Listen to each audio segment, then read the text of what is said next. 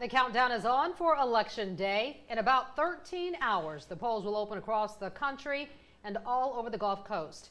Our team of reporters is stationed on both sides of the bay. They're looking at the last-minute preparations needed for you to cast your vote and how the polls plan to help you vote safely.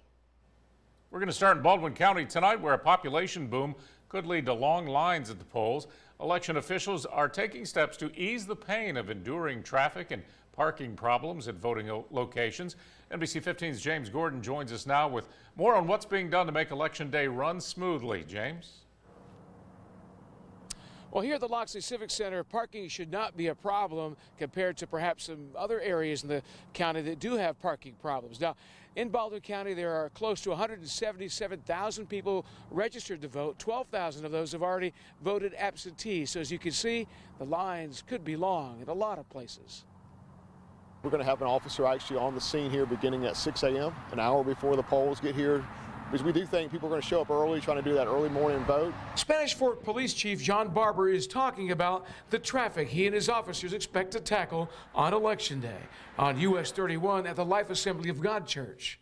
Keeping the flow of traffic has always been a challenge, and so has parking here. We know traffic is backed up, and to make it as easy as possible for people that are probably apprehensive about coming, knowing it's going to be busy, if we could take a little bit of that burden off on the traffic, we certainly are going to do that. One other problem location on Election Day has been at the Three Circle Church in Fairhope at State Highway 181 and County Road 104. Officers obviously will go out and do traffic to try to help alleviate some of that, but you still run into the problem of, is there enough room in the parking lot to actually put anybody else in there?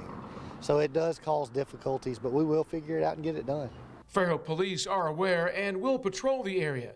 Police are asking voters who don't need to vote during morning and evening rush hours to plan accordingly. So if you can kind of hit in between those hours, if you don't have to vote at those times, it'll help us take some of that pressure off.